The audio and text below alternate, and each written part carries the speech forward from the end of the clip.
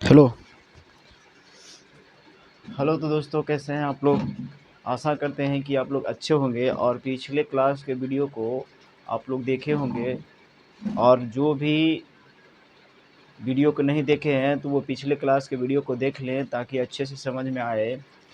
पिछले क्लास के वीडियो में हम लोग सीख चुके थे कि शांत और अशांत क्या होता है, उससे संबंधित जो है ऑब्जेक्टिव कैसे पूछे जाते हैं, ये भी हम लोग करा दिए थे।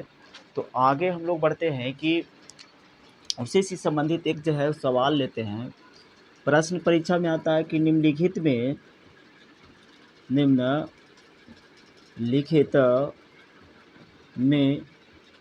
कौन शांत है। निम्नलिखित में कौन शांत है। ऑप्शन ए देगा आपको 2/3। ऑप्शन ए में देगा 5/15।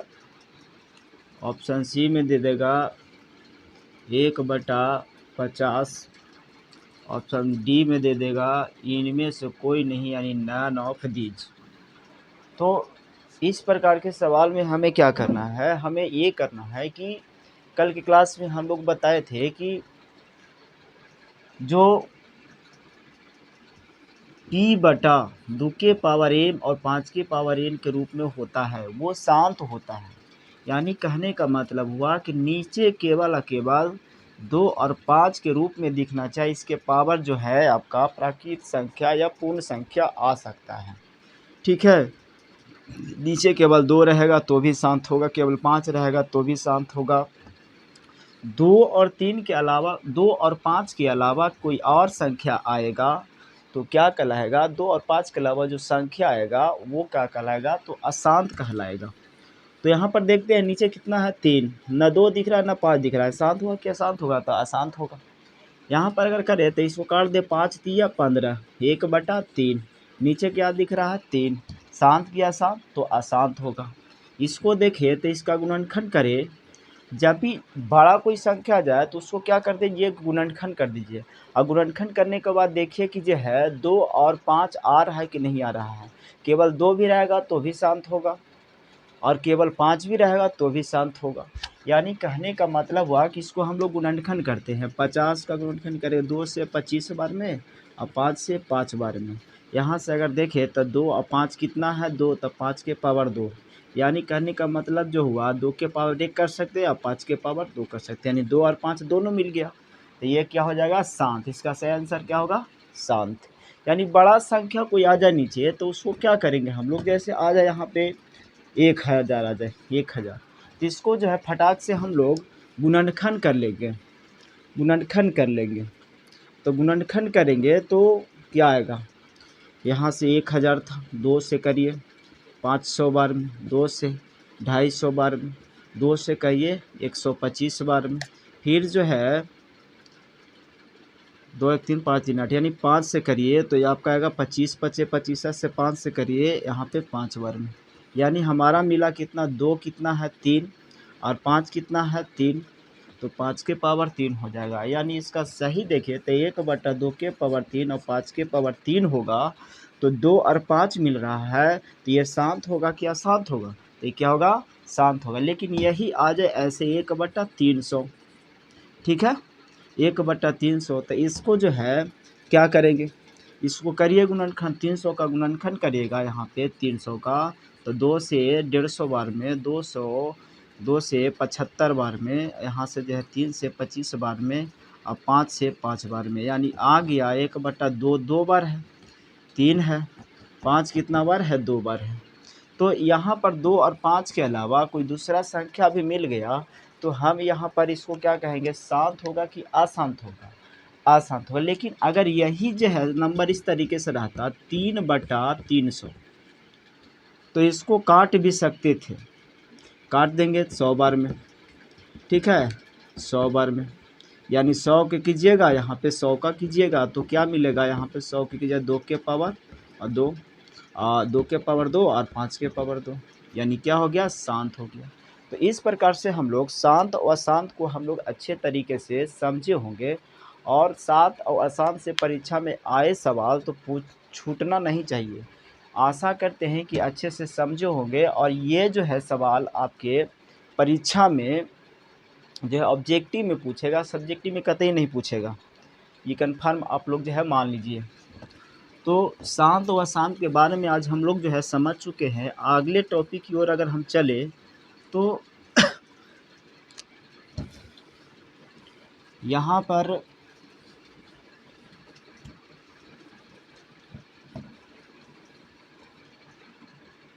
जो है यहाँ पर जो है लसा और मसा, लसा और मसा, ठीक है, लसा और मसा, ठीक है, लसा और मसा।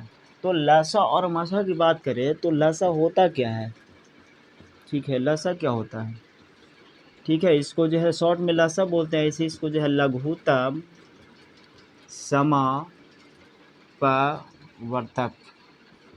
लघुत्तम समापवर्तक, लघुत्तम समापवर्तक, यानी इसको जो है शॉर्ट में हम लोग बोलेंगे LCM, LCM यानी lower common multiple, lower common multiple. ये लघुत्तम समापवर्तक ये होता क्या है समझते हैं। हम 2 या तो 3 संख्या लेते हैं, 2 4 लेते हैं, 8 लेते हैं और 12 लेते हैं। क्या करते हैं कि इसको हम लोग भाग लगाते हैं, ठीक है, 2 से लगाइए, 2 बार में, 4 बार में और 6 बार में, फिर 2 से लगाइए, 2 एकम 2 यानी 2 दूना 4, 2 तिया 6। यहाँ पर जो है अब क्या करते हैं हम लोग गुना करते हैं, बचपन में ही सीखे होंगे हम लोग, गुना करते हैं, 2 दूना 4, 4 तिया 12, 12 तिया 36, ठीक है। ये 36 जो संख्या आया ये दी गई संख्याओं से कटेगा कि नहीं कटेगा, दी गई संख्याओं से कटेगा कि नहीं कटेगा, दी गई संख्याओं से कटेगा कि नहीं कटेगा, पूरी जो है विभाजित हो जाएगा। यानी लघुत्तम समापवर्तक उसे कहते हैं जो संख्या छोटा हो। लोअर यहाँ पे कहा दिया गया है, लोअर यानी छोटा, लघुत्तम को मतलब छोटा। यानी हम इसको ऐसे परिभाषित कर सकते हैं कि दी वैसी छोटी से छोटी संख्या, वैसी छोटी से छोटी संख्या जो दी गई संख्याओं से विभाजित हो उसे लघुत्तम समापवर्तक कहते हैं। यानी दी गई संख्या रहेगा उसको से ये पूरा सभी संख्या से पूरा विभाजित होगा। 4 से काटिएगा, 9 चौका 36 कट जाएगा, 8 से कट, क्या हो रहा है हमको, 2 दूना 4, 4 दूना 8, 8 तिया 24 होगा, सॉरी 24 होगा, तो 8 तिया 24 होगा, 12 दूना 24 होगा, ठीक है। तो सभी संख्याओं से कट जा रहा है, तो इसी को हम लोग क्या बोलते हैं, लघुत्तम बोलते हैं। यहाँ से हम परिभाषा की बात करें तो परिभाषा यहाँ पे लिखते हैं, वैसी छोटी से छोटी संख्या जो दी गई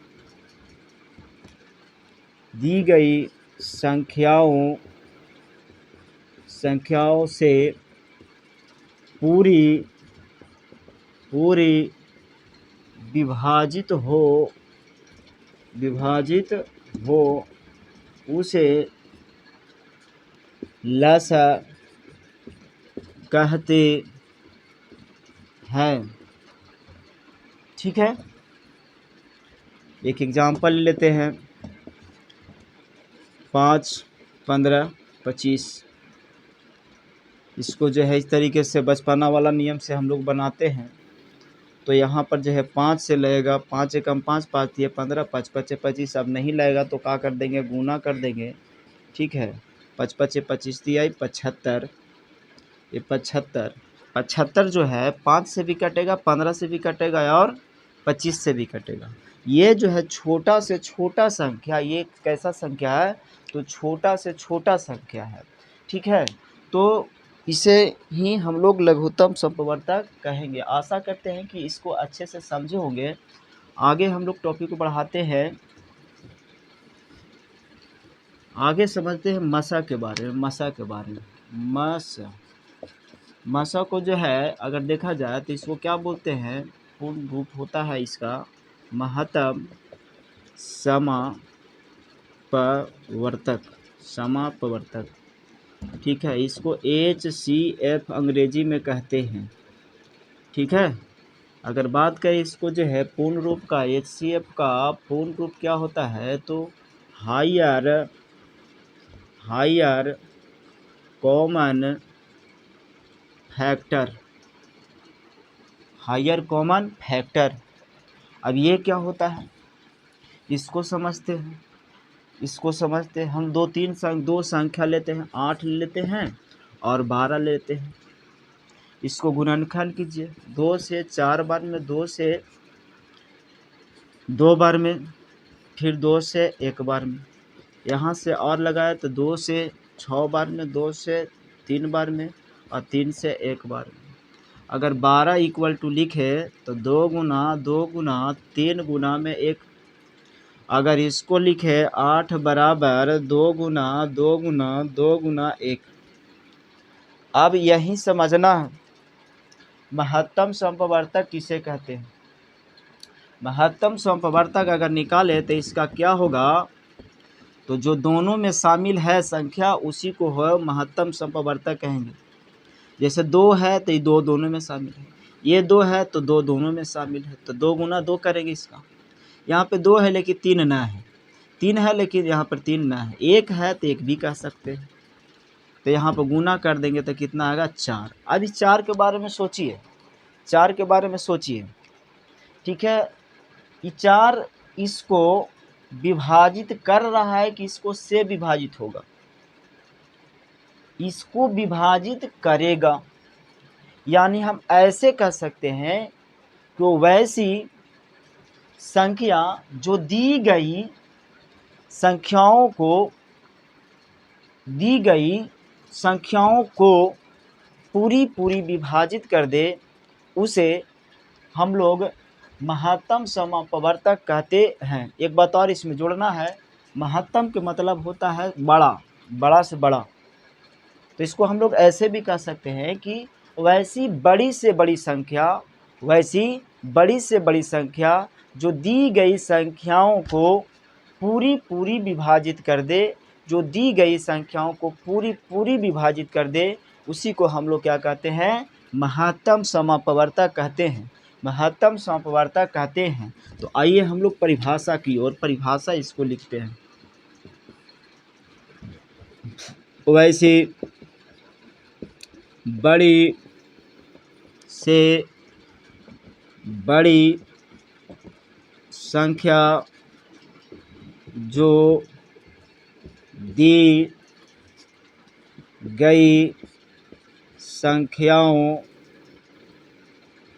गई संख्याओं को पूरी विभाजित करे, उसे महत्तम, या शॉर्ट में मसा भी लिख सकते हैं, कहते हैं।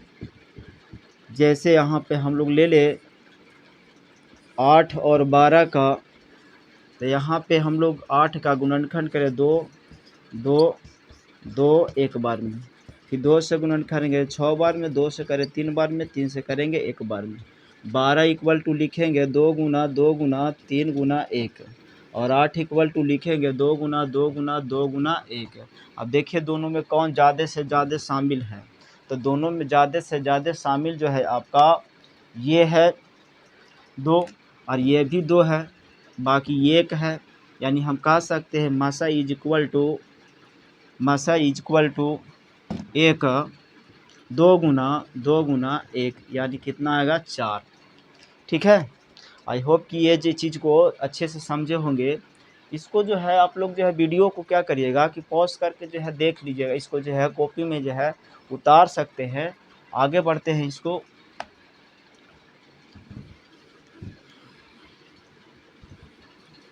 परीक्षा में अक्सर पूछा जाता है, एक क्वेश्चन लेते हैं यहाँ पे कि लगातार विषम दो लगातार विषम संख्याओं का मसा क्या होगा। ठीक है, option A 1, option B 2, option 3 4, option D none of these. तो ऐसे सवाल आ जाए तो उसको क्या करना है कि दो गो हम लोग का विषम संख्या, कोई भी छोटा विषम संख्या हम लोग दो गो ले लेंगे। जैसे 2 ले लिए और यहाँ पर जो है 5 ले लिए और 7 ले लिए। तो 5 का अगर गुणनखंड कीजिए तो 5 गुना 1 होगा, 7 को गुणनखंड किए तो ये कितना होगा 7 गुना क्या होगा 1 होगा। यानी दोनों में ज़्यादा से ज़्यादा कितना शामिल होगा तो 1 होगा। दोनों में ज़्यादा से ज़्यादा कितना शामिल है 1 है, इसलिए मासा इसका कितना होगा 1 होगा। ऐसा अक्सर सवाल परीक्षा में आता है, तो गलती नहीं करना है। अगला क्वेश्चन जो है पूछता है कि अभाज्य संख्याओं का मसा कितना होगा। ऑप्शन यहाँ पे 2 लगा देते हैं, 2, 1, बी में 2, और सी में 3, डी में 4। अभाज्य संख्या, तो यहाँ पर भी जो है कोई दो अभाज्य संख्या ले लेते हैं। जैसे हम लोग 2 अभाज्य संख्या ले लेंगे, 2 और 3। इसका गुणनखंड करिए तो 1 गुना 2 होगा, और इसका गुणनखंड करिए तो 1 गुना 3 होगा। देखिए दोनों में ज़्यादा से ज़्यादा कितना शामिल है, दोनों में ज़्यादा से ज़्यादा शामिल आपका है 1 है, 1 है, 1 है, 1 है। तो इसका मासा कितना होगा 1 होगा। ठीक है, और एक तरह से और सवाल पूछ देता है, इस तरीके से कहेगा कि ए और बी का मासा कितना होगा।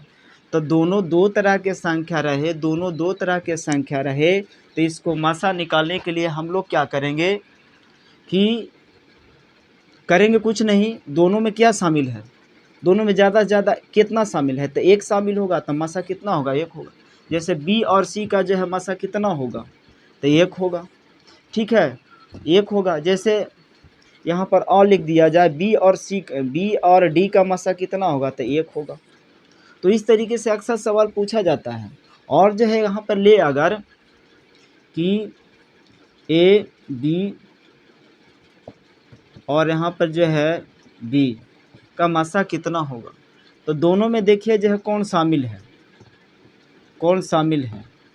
दोनों में बी शामिल है। तो दोनों में बी शामिल है तो दोनों में क्या हो जाएगा आपका बी हो जाएगा आंसर। दोनों में क्या हो जाएगा बी शामिल है तो आंसर क्या हो जाएगा बी हो जाएगा, यानी मासा कितना होगा बी होगा। ठीक है, तो दो अभाज्य संख्या के बारे में जो है मासा कैसे निकलता है इसको सीख गए विषम। अच्छा, यहीं पे एक और क्वेश्चन पूछ दे कि दो लगातार सम संख्या का मासा कितना होगा। तो दो लगातार सम संख्याओं का मासा कितना होगा, तो यहाँ पर देखते हैं क्या होगा, 1 होगा, 2 होगा, 3 होगा, 4 होगा, कितना होगा। तो ऐसे सवाल आ जाए तो दो लगातार जो है सम संख्या लीजिए, जैसे 2 ले लीजिए और 4 ले लीजिए। तो इसका जो है 2 और 4 लीजिएगा तो क्या आएगा, इसका मासा निकालिए तो इसका जो है 2 गुना 1 होगा। इसको करिएगा तो 2 गुना 1 होगा, गुणनखंड करिएगा तो देखिए अब दोनों में ज़्यादा से ज़्यादा ये 2 शामिल है, 1 शामिल है, 1 शामिल है, तो यहाँ पे आंसर क्या होगा, मासा 2 गुना 1, यानी मासा बराबर कितना हो जाएगा आपका 2 होगा। यानी कहने का मतलब क्या हुआ कि अगर पूछे कि 2 लगातार सम संख्याओं का मासा कितना होगा, तो इसका सही आंसर कितना होगा 2, और 2 अभाज्य संख्याओं का मासा कितना होगा, तो इसका आंसर कितना होगा 1, और 2 लगातार विषम संख्याओं का मासा कितना होगा, तो इसका आंसर कितना होगा 1 होगा। ठीक है, आशा करते हैं कि इस जो है प्रश्न को अच्छे से समझ चुके होंगे। आगे हम लोग मासा से संबंधित मासा निकालने की विधि, मासा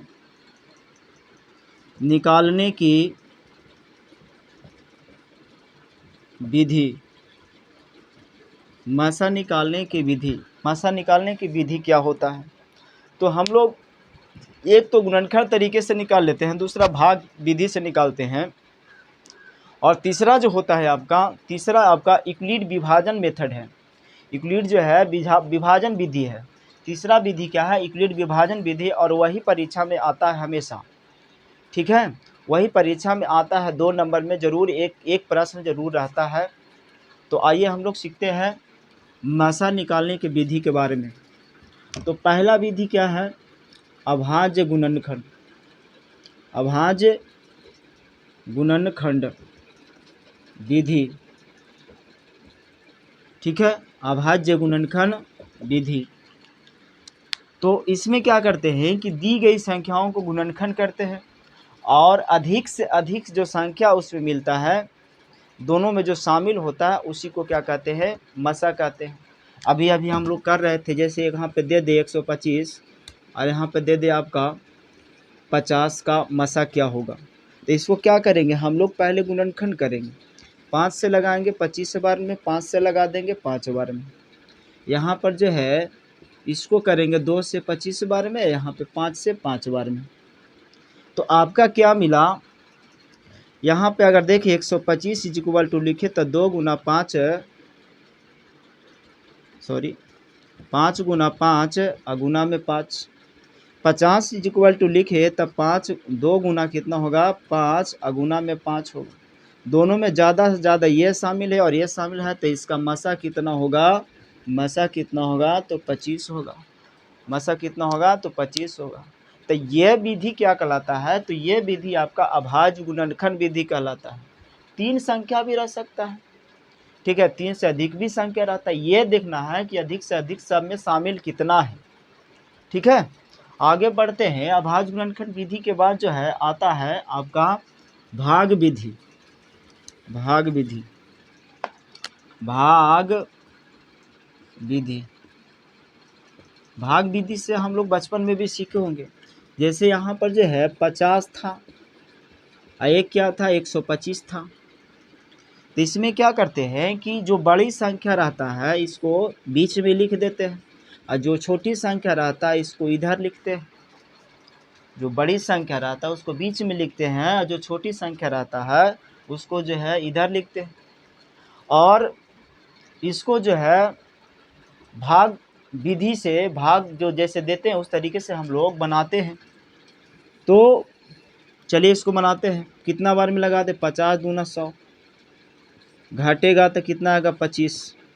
अब क्या करेंगे, इसको घेर दीजिए, इसको घेरिएगा, इधर घेरलका को उतार दीजिए, कितना उतरेगा 50, कितना उतरेगा 50। अब इसको कितना बार में जो है काटिएगा, 2 बार में, कितना 50 आ गया, ये कट गया तो कितना आ गया 0। ठीक है, ये काम तब तक करना है जब तक कि यहाँ पे शेषफल 0 ना आ जाए। ठीक है, और जो इसको जो है 0 लाएगा वही क्या कहलाएगा, मसा कहलाएगा। अब इसको जो है ये वाला 0 किया, इसको 0 कौन किया 25, यानी इसको हम लोग बोलते हैं भाजक। क्या बोलते हैं, भाजक। तब भाजक आपका क्या कहला, भाजक आपका कितना हो जाएगा, भाजक आपका कितना हो गया 25, यानी मसा भी कितना होगा 25 होगा। ठीक है, इसको भाजक बोला जाता है, और इसको क्या बोला जाता है आपका, आगे बताते हैं यूक्लिड जो है विभाजन में हम लोग चर्चा करेंगे। ठीक है। तो आशा करते हैं कि ये वाला भी सवाल जो है समझ चुके होंगे। ये सब परीक्षा में जो है नहीं आता है। अगला विधि जो हम लोग सीखेंगे, लेकिन इसका ज़रूरत पड़ता है। अगला विधि हम लोग सीखेंगे यूक्लिड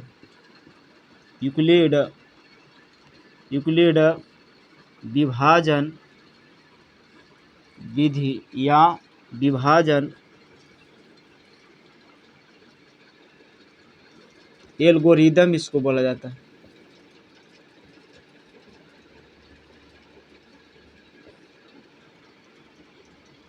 ठीक है, या यूक्लिड विभाजन विधि। इंक कहाँ चला गया? इंक इंक इंक इंक, हाँ मिल गया। थोड़ा सा इंक डाल लेते हैं।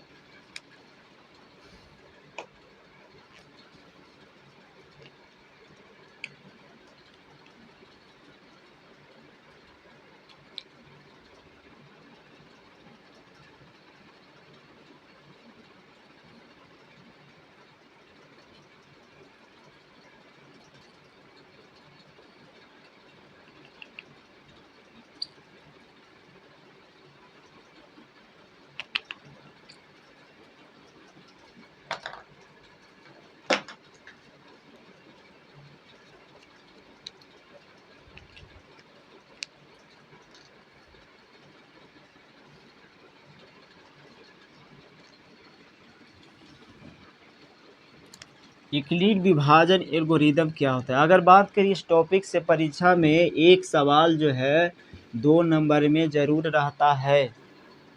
तो इसको हम लोगों को अच्छे से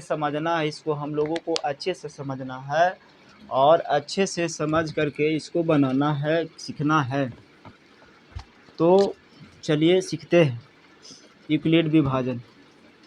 हम लोग अगर बात करें इस तरीके से भाग में, तो इसको क्या बोला जाता है? इसको बोला जाता है भाजक, और इसको बोलते हैं हम लोग भाज्य, और इसको क्या बोलते हैं? भागफल। और नीचे जो आता है इसको बोलते हैं शेष फल। ठीक है, तो कोई भाग का तरीका होता है। अगर ये संख्या निकालना है यानी भाज्य निकालना है, तो भाज्य बराबर क्या होता है? ये दोनों को गुना कर दीजिए, किनारे किनारे गुना कर दीजिए, नीचे वाला जोड़ दीजिए। किनारे किनारे गुना करके नीचे वाला जोड़ दीजिएगा तो आपका भेटा जाएगा भाज्य। जैसे भाजक यहाँ पे हो जाएगा आपका, गुना में भागफल, प्लस में शेषफल। ठीक है, अगर इसको ए कहें और इसको बी कहें और इसको क्यू कहें और इसको आर कहें, तो क्या होगा? तो होगा ए बराबर बी क्यू, भाजक को क्या कह दिए? भाजक को कह दिए बी, और यहाँ पर जो भागफल को क्या कह दिए? क्यू, और प्लस में आर कह दिए शेषफल को। तो ए बराबर बी क्यू प्लस आर। इसी को हम लोग कहते हैं यूक्लिड विभाजन प्रमेयिका या यूक्लिड विभाजन एल्गोरिदम। इसको प्रमेयिका भी बोला जाता है, परिमिका नहीं, प्रमेयिका। ठीक है, या एल्गोरिदम भी बोल सकते हैं। ठीक है, तो आगे यहाँ पर इसको हम लोग बोलते हैं यूक्लिड विभाजन।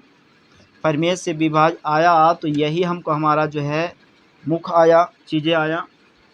आगे अगर बात करें इससे संबंधित सवाल परीक्षा में कैसे आता है, तो इससे संबंधित सवाल जो कैसे आता है, तो यहाँ पर जो है कह देगा परीक्षा में कि यूक्लिड विभाजन प्रमेयिका के प्रयोग कर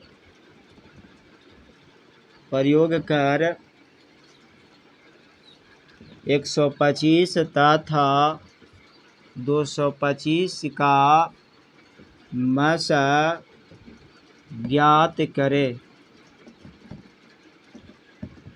ठीक है, 125 तथा 225 का मसा ज्ञात करे। तो इसको बनाएंगे कैसे? ठीक है, परीक्षा में आ जाए तो इस तरीके से इसको बनाएंगे तो जो है लिखेंगे सॉल्यूशन। क्या दिया है, ठीक है। तो इसमें जो बड़ा संख्या दिया रहेगा उसको हम लोग जो है मान लेंगे ए, माना ए बराबर 225, और जो छोटा संख्या रहेगा उसको मान लेंगे बी। तो यहाँ बड़ा संख्या को हम लोग जो है मानेंगे ए और छोटा संख्या को हम लोग क्या मानेंगे बी। तो आएगा क्या, करेंगे कैसे, मान तो लिए। अब यहाँ पर लिखेंगे हम लोग यूक्लिड